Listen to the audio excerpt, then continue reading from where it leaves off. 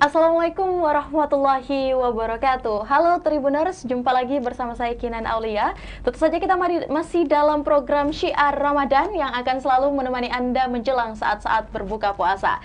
Alhamdulillahirrabbilalamin, di hari ke-10 Ramadan ini semoga teman-teman Tribuners semuanya selalu dalam keadaan sehat dan bersemangat dalam menjalankan ibadah puasa.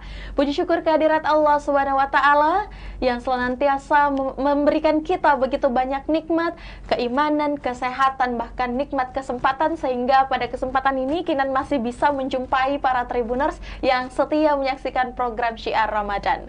Alhamdulillah, tentu saja saya selalu setia ditemani oleh narasumber kita yang senantiasa memberikan ceramah-ceramah Islamiyah. Ada Ustaz Haji Sabaruddin LC. Alhamdulillah sudah hadir juga di tengah-tengah kita. Baik, Tribuners yang kami cintai selalu, hari ini pastinya kita kembali dalam program Syiar Ramadan dengan tema yang baru lagi, yakni separuh dia, separuh aku. Nah, untuk itu, untuk lebih lengkapnya saya mau menyapa dulu narasumber kita yang hari ini sudah berada bersama kita. Assalamualaikum warahmatullahi wabarakatuh, Ustaz Sabaruddin. Waalaikumsalam warahmatullahi wabarakatuh. Gimana kabarnya nih, Ustaz, di hari ke-10 Ramadan? Masya Allah, tidak terasa sekali ya, Ustaz ya? Alhamdulillah, kita sudah di penghujung awaluhu rahmah. Iya. Iya, itu kasih sayang Allah. Dan pada malam ke-11 kita akan masuk wa awsatuhu maghfirah. Pertengahan 10 kedua adalah ampunan Allah. Masya Allah. Nah, baik Ustaz, ini seru sekali hari ini Ustaz, karena insya Allah kita akan membahas mengenai separuh aku, separuh dia. Ini kalau kita dengar temanya berarti ada pembagian ya. Nah, ini sebenarnya seperti apa nih separuh aku, separuh dia? Apakah dalam bentuk ibadah atau mungkin pendekatan kita kepada Allah? Nah, untuk lebih jelasnya langsung saja mungkin ya Tribuners kita mendengarkan nasihat dan juga ceramah Islamiyah dari Ustaz Sabaruddin. Silakan Ustaz. Iya, terima kasih. Bismillahirrahmanirrahim. Hamdan wa syukranillah, salatan wa salaman ala rasulillah, amma ba'd. Ini merupakan sebuah ungkapan yang barangkali para pemirsa bertanya-tanya, kira-kira separuh aku ini hampir mirip dengan judul sebuah lagu. Ya. Separuh jiwaku. Iya. Banyak ya Ustaz. Banyak. Ya. Akan tetapi yang diinginkan di sini adalah amal ibadah atau ibadah kita kepada Allah, ada cara Allah berinteraksi dengan hambanya dengan cara yang berbeda-beda. Baik. Ada dengan cara berniaga. Man dzalladzi yuqridullaha qardan hasanan. Siapa sih yang ingin berniaga dengan Allah? Meminjamkan kredit kepada Allah dengan kebaikan, yaitu orang yang bersedekah. Ada amalan berbagi dua dengan Allah. Ya. Nah, sesuai dengan tema kita, yaitu terdapat pada bacaan surah Al-Fatihah dalam ibadah salat. Dalam Al-Quran, surah Al-Fatihah itu merupakan pembuka Al-Quran. Dan orang yang membaca surah Al-Fatihah dengan benar, ya, maka seperdua yang dijanjikan oleh Allah itu akan didapatkan tanpa dikurangi sedikit pun. Makanya ketika seseorang membaca Alhamdulillahirabbil alamin, maka bacaan yang pertama ini adalah untuk Allah. Hamadani, Allah hambaku memujiku. Berarti itu untuk Allah. Kemudian yang kedua, Ar-Rahmanir Rahim, Maha Pengasih, Maha Penyayang. Ini juga untuk Allah. Ini merupakan puji-pujian seorang hamba kepada Tuhannya. Malik Yaumiddin, yang menguasai hari pembalasan. Ini juga Majjadani, hambaku, ya, menyanjungku, hambaku menyanjungku, hambaku memujiku. Ini juga untuk Allah. Berarti kita sudah berikan separuh untuk Allah. Maka Allah mengatakan, separuh yang kedua itu untuk hambaku. Ketika benar dia melakukan sholatnya, kemudian dia membaca iyyaka na'budu wa iyyaka nasta'in, maka liman sa'ala, maka akan kukabulkan apa-apa yang dia minta, permasalahan yang dia alami, maka akan kukabulkan. Masya Allah. Makanya kalau kita melihat ya, salat itu merupakan solusi bagi kehidupan kita. Wa may yattaqillaha yaj'al lahu makhraja. Siapa yang bertakwa kepada Allah akan diberikan jalan keluar, wa yarsukhu min haitsu la yahtasib, dan akan diberikan rezeki tanpa disangka-sangka. Siapa itu orang yang bertakwa? Dijelaskan dalam Al-Quran, wa ulaika humul muttaqun, yaitu orang-orang yang bertakwa, alladzina yu'minuna bil ghaib, yang beriman kepada yang gaib, wa yuqimunas shalah, dan mendirikan salat. Nah, orang yang dalam hidupnya ya ada kegalauan, maka solusinya adalah salat. Ala bi dzikrillah. Zikir adalah salat. Maka dikatakan wa aqimis shalah, dirikanlah salat, li dzikri, untuk mengingatku. Maka cara untuk mendapatkan seperdua yang dijanjikan oleh Allah adalah ketika seseorang benar dalam melakukan salatnya, maka masalah yang dihadapi itu akan diselesaikan oleh Allah. Makanya bacaan surah Al-Fatihah ini juga bisa menjadi karakter bagi seorang mukmin. Iya. Makanya bacaan yang pertama ketika kita membaca Alhamdulillahi Rabbil Alamin, itu merupakan karakter bersyukur. Orang yang senantiasa mengatakan Alhamdulillah, maka itu karakter orang yang bersyukur.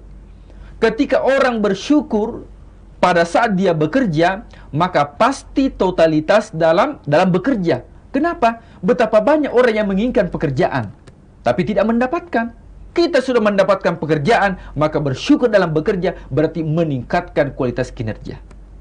Yang kedua, yaitu Ar-Rahmanir Rahim. Karakter yang bisa dibangun yaitu bagaimana menjadi pribadi yang senantiasa penyayang.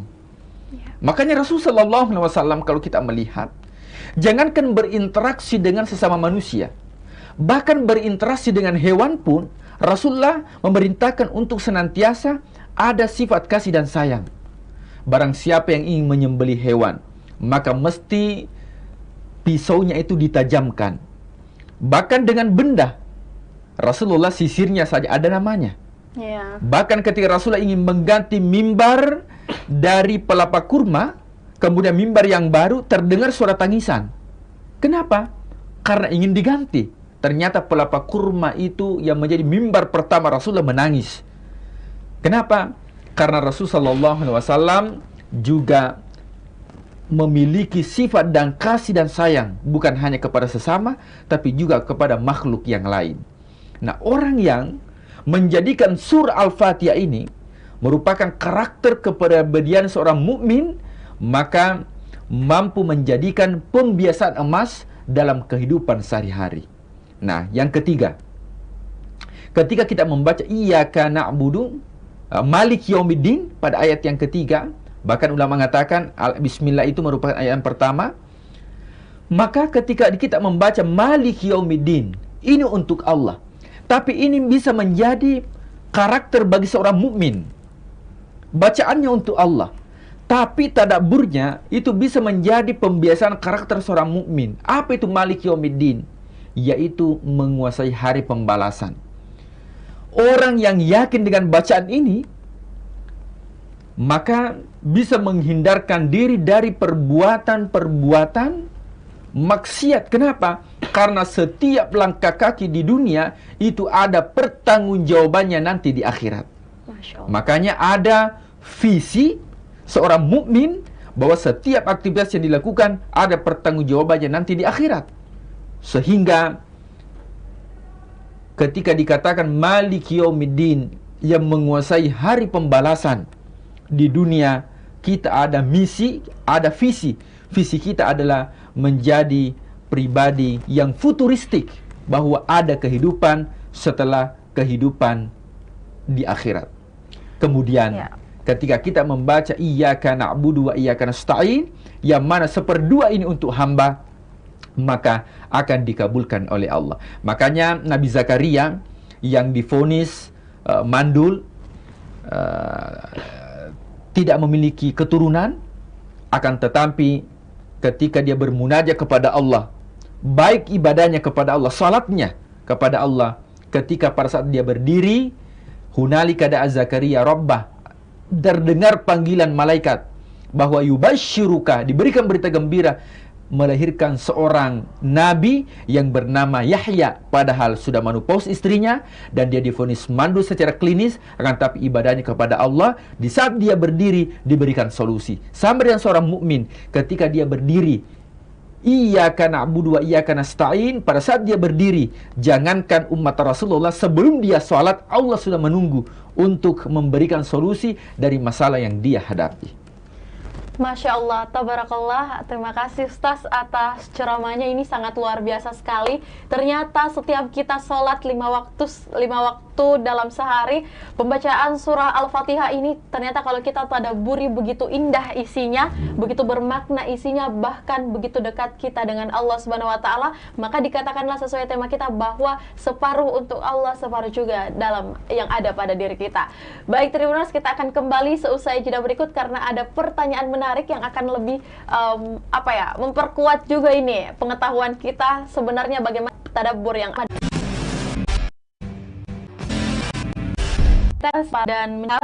Nah, di segmen kedua ini kita akan bertanya kepada Ustaz juga. Saya sudah mempersiapkan satu pertanyaan yang berkaitan dengan tema kita hari ini, yakni separuh dia, separuh untuk aku. Baik Ustaz, tadi di awal kita sudah dijelaskan begitu lengkap dan juga begitu bermakna dan menjadi pengetahuan yang sangat luar biasa sekali untuk Kinan maupun juga Tribuners dan kita semua yang ada di ruangan ini pada waktu-waktu menjelang berbuka puasa. Ini pertanyaan yang menarik juga Ustaz. Seperti yang kita ketahui bahwa sebenarnya dalam kita sholat, Al-Fatihah ini menjadi salah satu yang paling wajib yang kita baca. Tapi terkadang mungkin kita tidak tahu maknanya. Hari ini kita sudah ketahui. Nah, bagaimana sebenarnya Ustaz kita membiasakan diri untuk mentadaburi Al-Fatihah ini agar keseharian kita bahkan di bulan suci Ramadan ini bisa lebih mengerti bahwa sebenarnya isi dalam Al-Fatihah ini bisa kita laksanakan dalam kehidupan kita sehari-hari. Ya. Silakan Ustaz Sabardin. Nah, memang Al-Quran itu, ya khususnya surah Al-Fatihah, maka dikatakan dengan Al-Fatihah, ya, pembuka. Nah, artinya pembuka, barang siapa yang ingin dibukakan pintu kebahagiaan, maka aplikasikan surah Al-Fatihah dalam kehidupan. Oke, Masya Allah. Menjadikan pembiasaan emas, yaitu surah Al-Fatihah. Kenapa? Karena surah Al-Fatihah dalam salat merupakan rukun. La salata liman lam yaqra' bi Fatihatil Kitab. Tidak ada salat bagi orang yang tidak membaca surah Al-Fatihah. Makanya ayat yang pertama, ya, ketika ulama mengatakan bahwa itu bagian dari surah Al-Fatihah, Bismillah. Dan itu yang sering kita baca ketika kita salat, baca Bismillah. Bismillahirrahmanirrahim. Ini bukan hanya sekedar bacaan Bismillah, tapi ini merupakan konsep visi dari seorang mukmin. Iya. Maka visi kita adalah Allah. Maka pernah saya contohkan, orang yang bekerja itu seperti orang yang mengumpulkan angka nol. Uang 100.000 nolnya ada 5, uang 1 juta nolnya ada 6. Tapi ketika tidak ada angka satunya, maka tidak ada nilainya. Qul inna sholati wa nusuki wa mahyaya wa mamati, hidup mati, aktivitas, kegiatan untuk siapa? Untuk Allah. Makanya kalimat Bismillah ini merupakan penegasan bahwa inilah konsep seorang mukmin, yaitu setiap pekerjaan yang dilakukan visinya adalah Allah. Nah, kemudian yang separuh ini untuk hamba, yaitu ketika membaca ihdinas siratal mustaqim. Tunjukilah saya jalan yang lurus. Nah, yang kita minta kepada Allah adalah hidayah taufik. Yang kita persembahkan ini merupakan hidayah dilalah. Channel YouTube Tribun Timur, kemudian dari Kala Group, ketika menyiarkan syiar Ramadan itu merupakan hidayah dilalah. ada ayat-ayat Al-Quran, pesan-pesan yang disampaikan. Akan tetapi kapan seseorang itu mendapatkan hidayah? Apabila ada taufik dari Allah Subhanahu wa Ta'ala. Maka itu yang kita minta. Seandainya setiap kita mendengarkan tausiah langsung kita sadar, maka tidak mesti kita minta ihdinas siratal mustaqim. Iya. Tapi terkadang kita mendengarkan tausiah agama, kita dengar.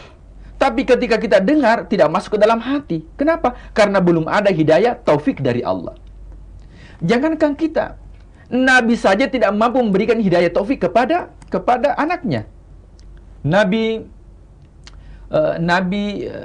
Nuh tidak bisa memberikan hidayah taufik kepada putranya.